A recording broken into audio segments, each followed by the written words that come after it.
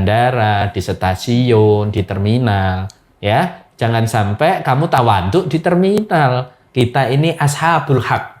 Kita ini sebenarnya yang pembawa kebenaran ya. Tapi terkadang kita ini tidak percaya diri.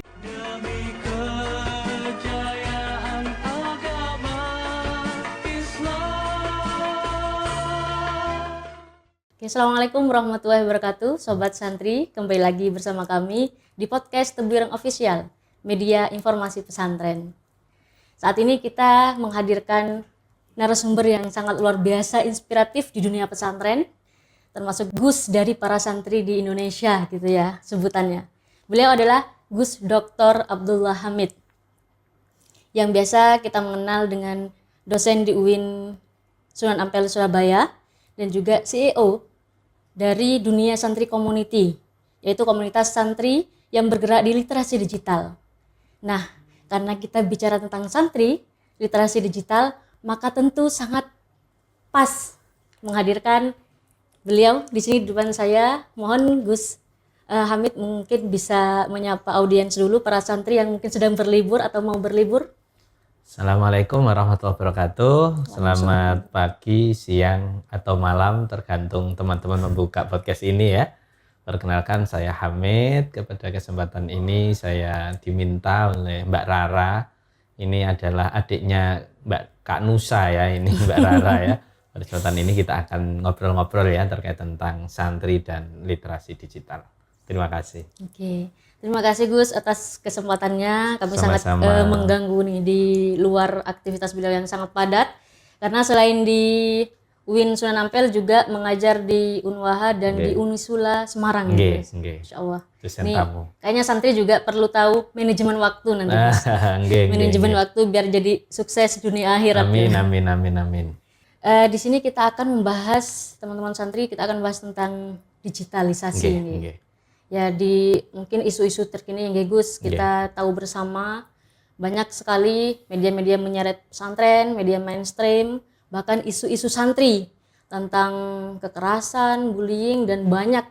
Dan memang mungkin podcast ini sudah banyak sekali dibahas Gus. Hal ini juga harus tetap disuarakan biar sampai kepada santri, begitupun wali santri dan masyarakat secara umum. Nah, untuk memulai itu mungkin definisi santri bagi Gus Hamid itu seperti apa nih?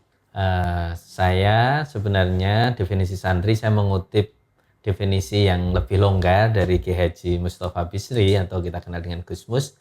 Jadi Gus Mus mendefinisikan bahwa santri adalah siapa saja yang berakhlakul karimah, ya, berakhlak baik, itu dari bagian dari santri. Nah, definisi ini menurut saya lebih longgar dan bisa diterima oleh generasi zaman now ya. Jadi tidak harus mondok di pesantren, tidak harus ngaji nginep di pesantren, tapi orang-orang yang mempunyai akhlakul karimah itu juga bagian dari santri. Kalau menurut saya mengutip Gus Mus seperti itu Mbak Rana. Jadi sebenarnya santri itu nggak harus yang ada di pondok pesantren ya? Betul mungkin sekali. Yang membawa nilai-nilai pesantren dimanapun dia berada. Jadi begitu ya pemirsa semuanya. Jadi tidak harus, saya tidak mondok, jadi saya tidak mendengarkan podcast ini. Begitu ya? Iya. Jadi podcast ini bisa untuk siapa saja. Oke Gus, kalau terkait dengan media digital saat ini, yang pasti mungkin para santri yang saat ini sedang berlibur, rasanya tidak mungkin kalau langsung berpuasa medsos. Betul. Kemungkinan pegang HP, laptop, atau yang internet lah, bergabung dengan internet. Nah, mungkin kira-kira kalau di pesantren sendiri kita secara langsung, entah itu pembina, kiai, langsung bisa melihat, menegur langsung ya Gus tentang adab, kesopanan dan sebagainya. Karena pesantren itu punya nilai yang dibawa oleh santri. Lah kira-kira menurut Gus Hamid sendiri nih, kalau di dunia digital, adab yang seperti apa yang harus digunakan santri di dalam bermedia sosial?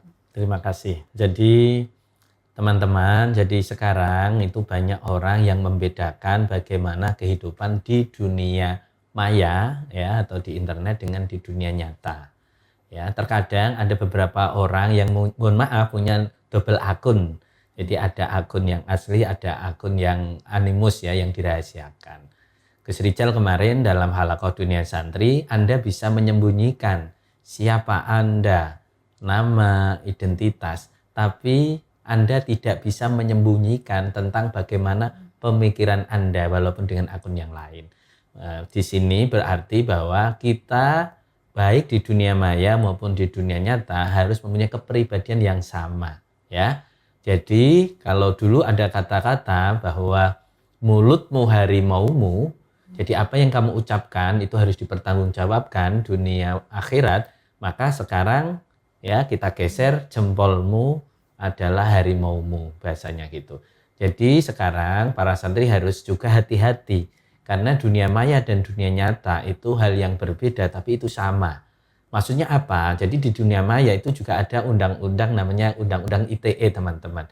Jadi ketika kita melakukan hate speech ya atau berkata yang kasar atau kita bullying ya di dunia online maupun kata-kata yang tidak pas, menyebar hoax, berita bohong, misinformasi, disinformasi itu tidak diperbolehkan. Maka santri ya bagaimanapun kita adalah, kalau Sayyidina Ali mengatakan santri adalah pewaris ya, ulama adalah pewaris Nabi dan santri adalah pewaris ulama. Maka bagaimanapun kita sebagai santri harus menjunjung tinggi nilai-nilai ulama dan nilai-nilai Nabi. Apa itu? Akhlakul karimah. Jadi santri yang liburan, yang di rumah, walaupun medsosan boleh, tapi harus tetap menjaga nilai-nilai pesantren, menjaga akhlakul karimah, akhlak yang baik gitu. Oke.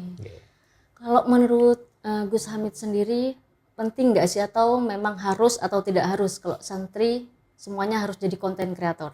Ya, jadi kalau menurut saya tidak harus semuanya santri jadi konten kreator.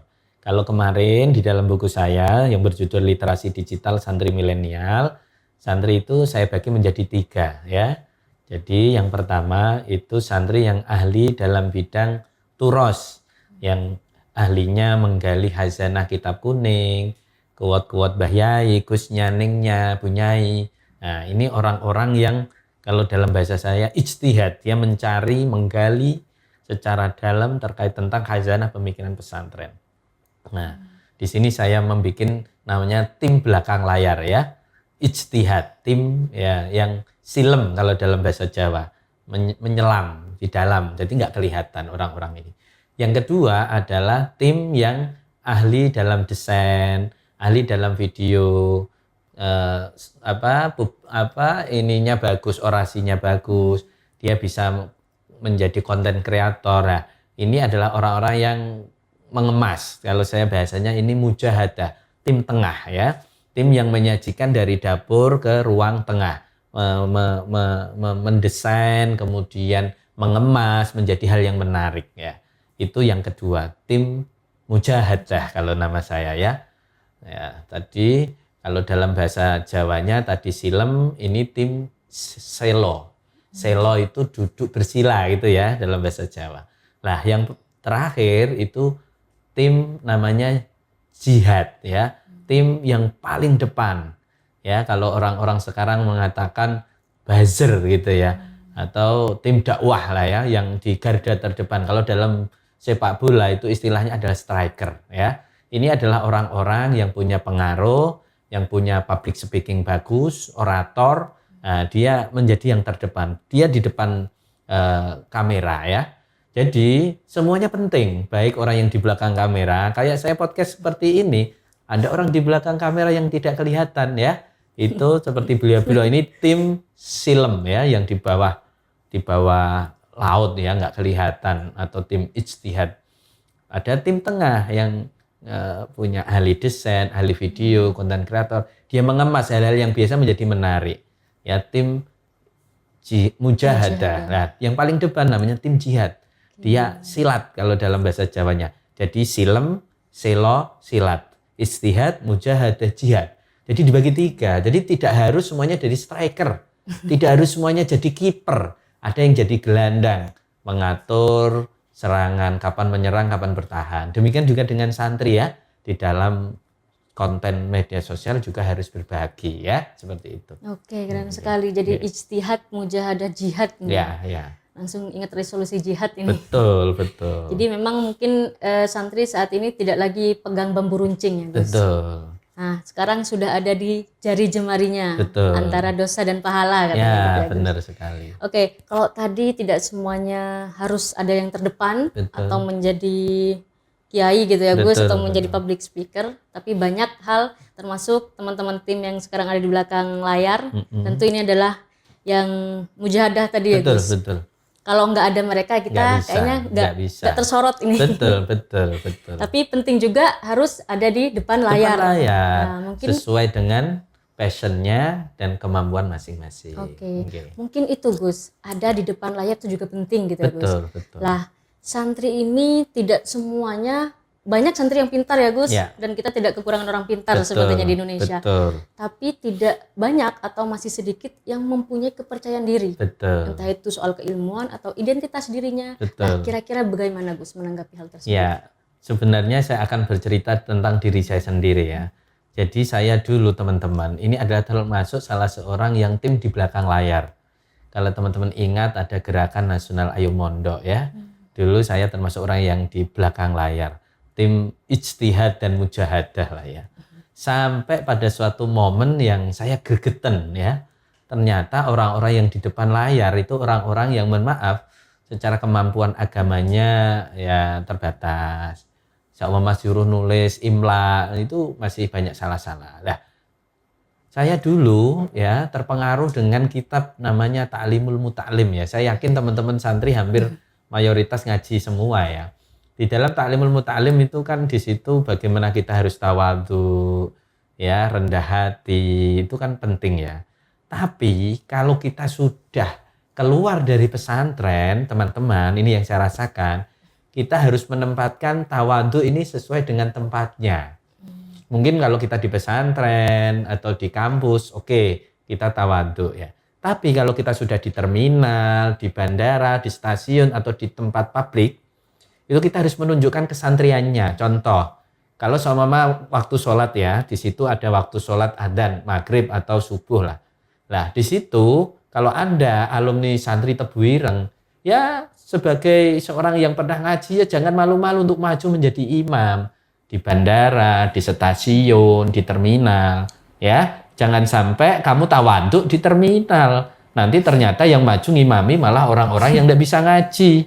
Ketika baca mohon maaf Fatihah tidak sesuai tajwidnya, fasohahnya, gharibnya, sehingga kamu di dalam hati ingkar bil qalbi gitu ya, menggerutu harusnya saya. Nah, makanya teman-teman tawadhu harus kita posisikan sesuai dengan tempatnya. Ketika di pesantren, ketika di madrasah, oke. Tapi ketika teman-teman santri berada di ruang publik, jangan menggunakan tawadhu ya Rek.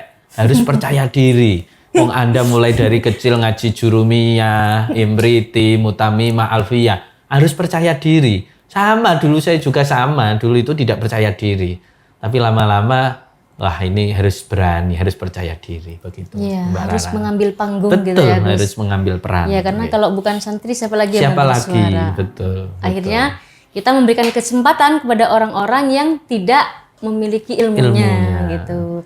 Nah, soal terkait kayak gitu ya Gus, tentang siapa yang punya ilmu, kontennya berbobot banget gitu Gus. Tapi seringkali kita kalah viral Betul. dengan konten-konten yang remeh-temeh dan Betul. akhirnya santri mungkin ngerasa udah deh aku kayaknya capek deh jadi Betul. konten kreator, viewersnya nggak ada gitu ya, nggak nambah-nambah duit juga gitu ya Gus. Nah gimana biar santri itu tetap mungkin eksis juga, bersabar dan mungkin ya tetap konsisten terhadap konten yang tersebut di media sosial. Oke, terima kasih. Jadi teman-teman, jadi kalau teman-teman tahu kemarin ya kita menghadirkan salah satu influencer juga namanya Gus Ahib ya.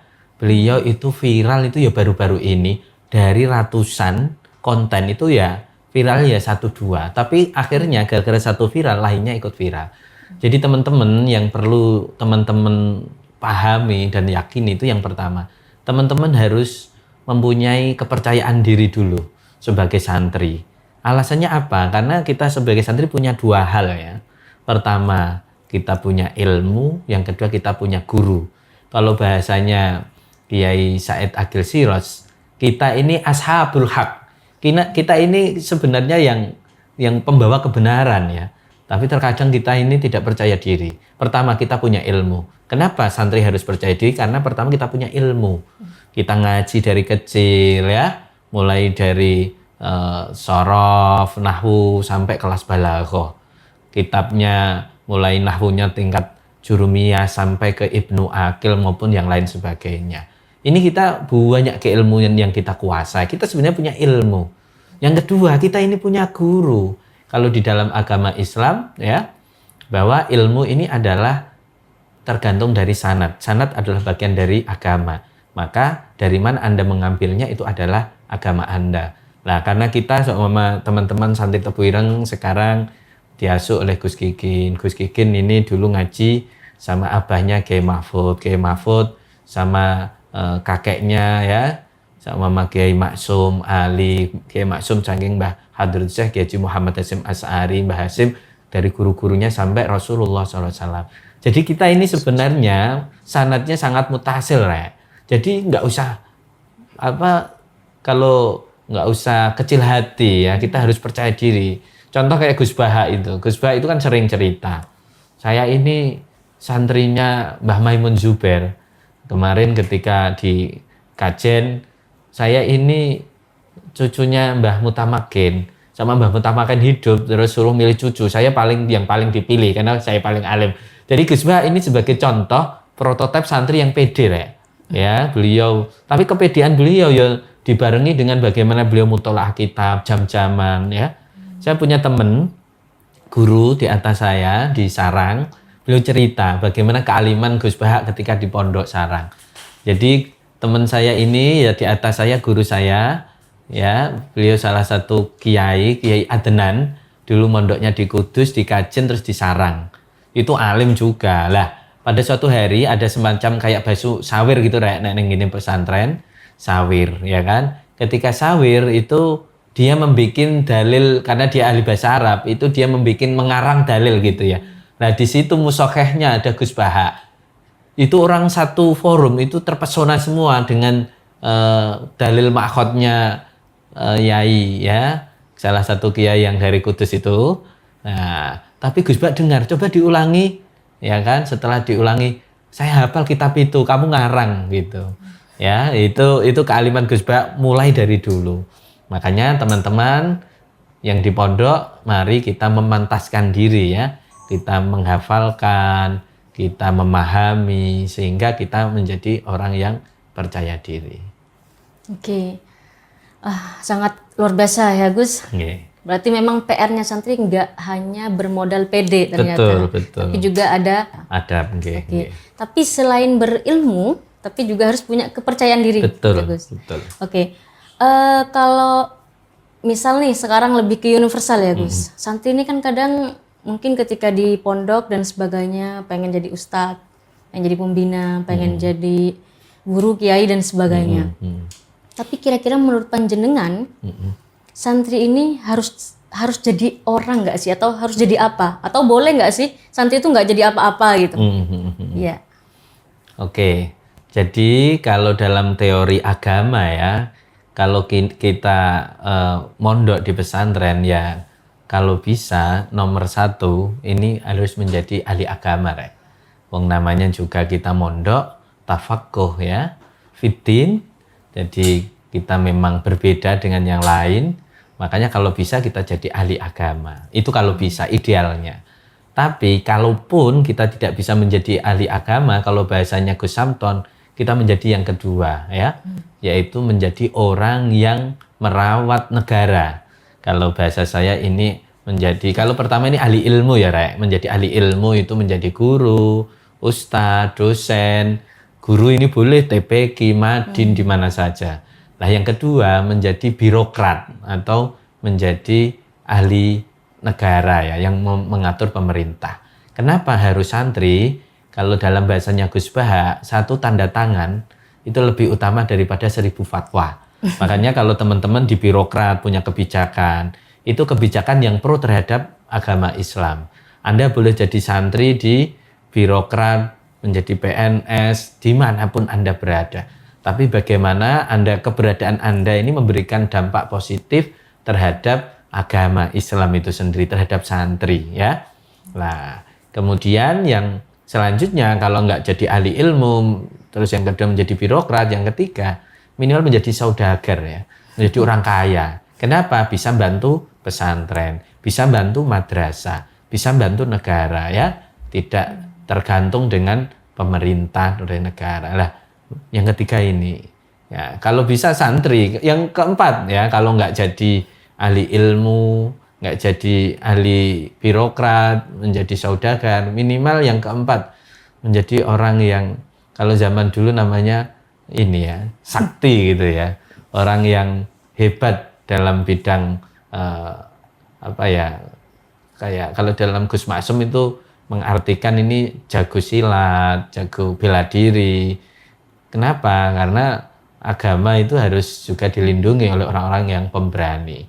Nah, minimal itu Rek, jadi ahli ilmu atau menjadi birokrat di negara, karena negara ini tinggalannya kiai kalau bahasanya Gus Samton, maka kita ini punya hak ya, karena para kiai-kiai kita yang punya saham terhadap negeri ini, maka yang melanjutkan siapa lagi kalau bukan kita sebagai santri. Seperti Gus Bak tadi mengatakan, kalau santri tahu agama, maka santri harus masuk ke dalam ruang-ruang pemerintah.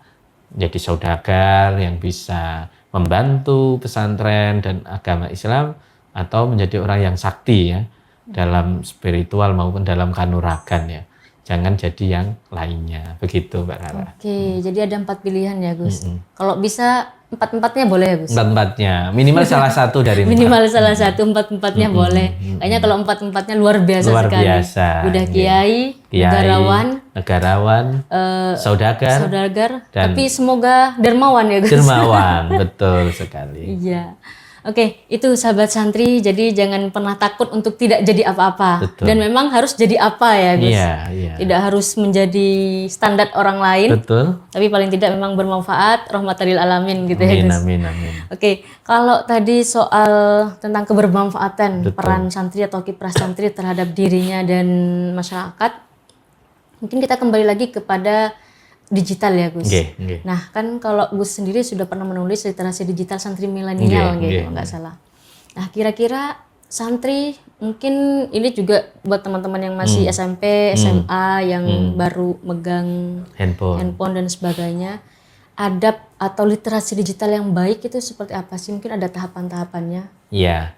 Jadi teman-teman, jadi di dalam media sosial itu semua kita kedatangan yang namanya banjir informasi. Nah, banjir informasi itu teman-teman pasti terdiri dari 2 hal. Pertama adalah fakta atau kejadian yang sebenarnya, yang kedua adalah prasangka ya. Nah, fakta ini atau kejadian sebenarnya ini terdiri dari 2. Yang pertama adalah fakta tapi bisa bermanfaat, yang kedua fakta tapi bisa merugikan. Walaupun fakta tapi merugikan, di dalam agama Islam itu tidak boleh disebarkan ya. Nah, apalagi yang kedua prasangka. Kalau di dalam Islam istilahnya dzon ya. Prasangka ini ada 2 teman-teman. Prasangka yang sesuai dengan realita namanya adalah ghibah ya. Itu sesuai, oh teman saya gini. Ya, yang kedua adalah prasangka yang tidak sesuai, namanya fitnah. Dua-duanya ini tidak boleh disebarkan.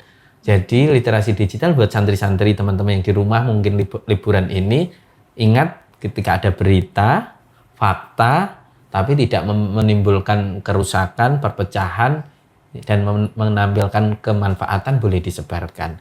Tapi selain itu, walaupun fakta, ya, tapi bisa mengakibatkan perpecahan, ya, fitnah atau merugikan seseorang, tidak boleh disebarkan. Apalagi prasangka, baik prasangka itu benar atau tidak benar, baik ghibah maupun fitnah, dua-duanya tidak boleh disebarkan. Makanya hati-hati ya, jarimu harimaumu ya sekarang ini, gitu Mbak Rara. Oke, jadi emang betul-betul butuh adab dimanapun ya Gus. Betul. Jadi nggak cuma di pesantren. Betul. Kalau di dalam pesantren adab ya udah ada guru mungkin kita berdiri sebentar. Tapi kalau di media sosial barangkali kan biasanya teman-teman milenial atau Gen Z itu butuh contoh gitu ya Betul, Gus. betul. Kira-kira contoh sederhana adab di media sosial itu seperti apa sih Gus? Contoh adab sederhana di media sosial yang pertama, jika kamu merasakan sesuatu, baik bahagia maupun sedih, jangan ya cepet-cepet kalian share di media sosial. Jadi harus ada namanya pengendalian ya, kayak Eng itu kan bisa mengendalikan kan. Nah, Anda sebagai seorang santri mungkin ada merasakan kesedihan atau kebahagiaan, tidak harus semua orang itu tahu. Itu yang penting. Jadi di dalam salah satu makalah ini menarik yang kebetulan menurut saya ini memberikan makna terhadap saya sendiri ya. Pertama, kita adalah orang biasa terhadap orang yang tidak mengenal kita. Yang kedua, kita ini istimewa terhadap orang yang mengenal dan tahu kelebihan kita. Tiga, kita ini tetap jelek terhadap orang yang iri hasut dengan kita. Maka tetap berjalan ya, go ahead ya, tetap berbuat baik. Nanti yang penting kamu tidak usah ya mendengarkan kata-kata dari siapapun. Tetap fokus kepada tujuan Anda. Yang penting menurut Anda yakin baik, maka lakukan, perjuangkan keyakinan dan nilai-nilai yang kamu anggap benar itu. Begitu teman-teman. Oke, sangat menarik ya. Tadi nggak dikit-dikit sedih langsung di quotes gitu ya Gus, nggak dikit-dikit bahagia. Tapi ini tim-tim kami sampai ketawa-ketawa gitu Gus. Kayaknya korban Tersindir, atau tersindir. Iya, tersindir. Relate. Ya. Iya, tapi itu yang terjadi ya Gus. Betul. Apapun yang kita lakukan seakan-akan oke, langsung kamera on, langsung post gitu Gus. Nah, tapi kira-kira kayak gitu gimana Gus cara kita mungkin memanagenya? Kan kadang kita gini, oh ini kan self reward, atau oh ini biar orang lain termotivasi. Betul. Lah kira-kira bagaimana Gus dengan pandangan seperti itu? Bahasa saya harus kita punya namanya irama ya. Irama ini dalam bermedia sosial. Ibaratnya kita ini terkadang harus yazidu kayak iman ya. Al iman ya, takrirun bil qalbi ya. Kemudian wa iqrarun bil lisan wa amalun bil arkan, kan begitu. Di dalam sosial media juga gitu ya. Kita terkadang yazid ya, semangat, kita mengikut dalil fa'amma bi ni'mati rabbika fahaddits. Kita harus tahadus bi nikmah. Kayak saya kemarin habis juara 1 lomba menggambar keluarga bersama istri dan ketiga anak saya. Satu sekolahan ya. Ya, sekali-kali boleh kita tahadus bi nikmah boleh. Tapi jangan sering. Ya, jangan sering. Terkadang kita sedih boleh kita, tapi jangan sering. Karena ini pengalaman saya pribadi ya. Jadi dulu saya itu punya prinsip sembunyikan kesedihanmu ya. Kemudian kabarkan kebahagiaanmu. Tapi lama-lama orang lihat kok kita bahagia terus. Jadi nggak ada sedihnya. Itu nggak ada sedihnya. Padahal sedihnya itu tak simpan sendiri. Tapi ternyata netizen maupun teman-teman, terkadang orang-orang lain itu malah mohon maaf ya. Banyak tenang, ini pengalaman saya pribadi, banyak yang hasut daripada yang senang dengan kebahagiaan Anda. Ini realita di lapangan teman-teman. Jadi kamu jangan pede, kamu bahagia, terus kamu diucapkan selamat, itu hanya semu itu. Yang asli itu mereka sebenarnya hasut sama kamu. Makanya Anda nanti ada di satu titik ketika kamu bahagia itu kamu sembunyikan. Tapi itu nanti di titik-titik itu butuh pengalaman hidup lah ya. Dan saya pernah melalui itu. Jadi tidak harus semua kebahagiaan itu ditampilkan, demikian pula dengan kesedihan.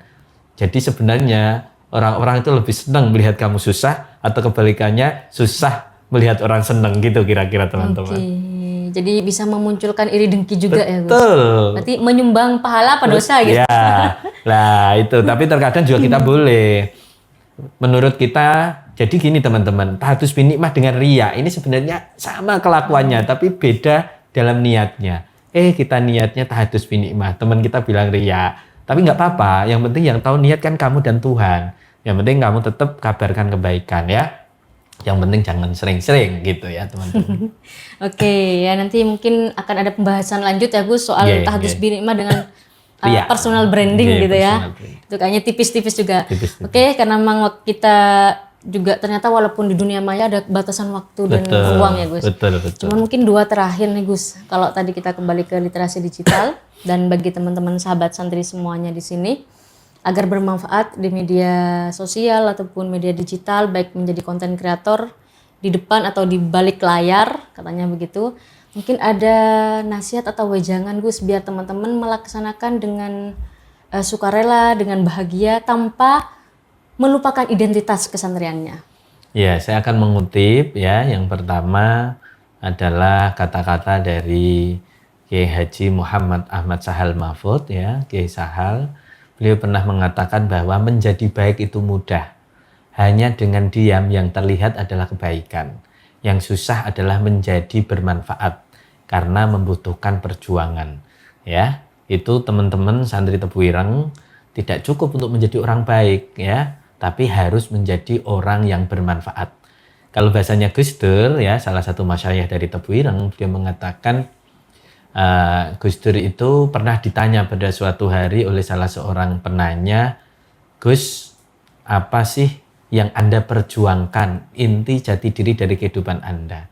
Ya, Gus Dur mengutip salah satu nadhoman ya, bahasa Arab yang artinya kurang lebih jadilah manusia yang ketika Anda lahir, Anda menangis, tapi orang-orang di sekitar Anda itu bahagia dengan kehadiran Anda. Dan hiduplah menjadi bermanfaat agar nanti ketika Anda meninggal dunia, orang-orang di sekitar kita yang menangis, tapi kita tersenyum karena akan menghadap Tuhan kita. Nah, itu kata-kata yang saya pegang, kata-kata dari Gus Dur ya. Bagaimana kita harus menjadi, tidak cukup menjadi orang baik, tapi harus menjadi orang bermanfaat. Terakhir saya mengutip kata-kata dari Sayyid Muhammad Alwi Al-Maliki, salah satu ulama, masyayikh dari guru-guru kita juga. Beliau mengatakan bahwa kepandaian bisa kita dapatkan dari membaca buku, membaca kitab, membaca kehidupan ya. Tapi keberkahan hanya bisa kita dapatkan dari berkhidmah di TPQ, di media Tebu Ireng, di Madin, di mana saja. Dan yang paling penting, kebermanfaatan hanya bisa kita dapatkan dari ridho seorang guru. Maka sehebat apapun kamu, jangan lupa itu adalah berkah dari guru-gurumu. Itu ya, terakhir teman-teman, terima kasih. Oke, luar biasa sekali ya. Kita tepuk tangan dulu untuk Gus, doktor, dosen. Banyak sekali nih, sangat inspiratif. Udah Gusnya dari para santri. Oke Gus, kita bicara tentang tadi ya, semuanya tentang dari pesantren ke timeline. Jadi santri sudah bisa memilih mau jadi apa, mau jadi seperti apa. Yang penting harus jadi apa. Betul. Nanti tinggal dipilih. Poin 1, 2, 3, 4 atau 4-4-nya gitu ya. Baik, terima kasih Gus, sangat luar biasa sekali. Sama-sama. Semoga apa yang sudah disampaikan tadi bisa diterima dengan baik oleh para santri semuanya di sana. Dan seperti yang tadi ya Gus, santri tidak hanya yang bermukim di pondok pesantren, tapi juga adalah semua manusia yang membawa atau merawat nilai-nilai ke pesantren atau kesantrian. Oke, mungkin satu kalimat Gus. Kalau tadi kita bicara santri terus ya, seakan-akan kok santri terus nih. Nah mungkin sekarang gimana sih satu terakhir, santri pesantren dan media itu penting atau seperti apa agar juga tidak hanya santri tapi ada kalangan pesantren yang juga ikut di sini. Oke, jadi teman-teman, jadi kalau dulu zaman Hadratus Syekh Kiai Haji Muhammad Hasyim Asy'ari, para santri dulu itu berjuangnya dengan melawan Belanda, ada resolusi jihad 22 Oktober 45 yang kebetulan adalah mikotnya dari Tebu Ireng ini ya. Maka dari Tebu Ireng lah juga media ini harus mikotnya, harus jihadnya mulai dari media ya. Jadi media ini menurut saya analoginya adalah bambu runcing atau senjata teman-teman. Jadi kalau dulu mikotnya resolusi jihad dari Tebu Ireng, sekarang juga era modern juga Tebu Ireng harus menjadi mikot perjuangan media yang bisa menginspirasi media-media pesantren yang lain untuk berdakwah menggunakan medianya. Jadi kalau saya mengatakan bahwa kalau peluru itu hanya bisa menembak ke satu kepala. Tapi kalau kita berdakwah menggunakan media, bisa menembak ribuan kepala. Maka mari kita berdakwah melalui media. Terima kasih. Oke, terima kasih Gus. Sepakat sekali bahwa peluru atau bambu runcing saat ini adalah media. Dan kita, para santri, bisa atau tidak bisa memang harus mengusahakan menjadi garda terdepan. Betul. Jihad gitu ya, jihad di menggunakan media itu sendiri. Terima kasih Gus atas kesempatannya, sama-sama, atas waktunya dan juga termasuk dakwah digital nih dari pesantren. Sahabat-sahabat santri semuanya dimanapun kalian berada, Semoga apa yang disampaikan hari ini dari ruang yang sangat sempit ini menjadi atau tersebar di tanpa ruang ya Gus. Kalau sudah dunia maya maka ruang pun sudah tidak ada. Maka semoga dakwah yang dari ruang kecil ini menjadi dakwah yang sangat Amin, luas amin, dan amin. bermanfaat untuk seluruh manusia rahmatan lil alamin. Terima kasih, saya Rara Zarari, redaktur Tebirung Online. Salam sahabat santri, media informasi pesantren. Assalamualaikum warahmatullahi wabarakatuh. Waalaikumsalam warahmatullahi wabarakatuh.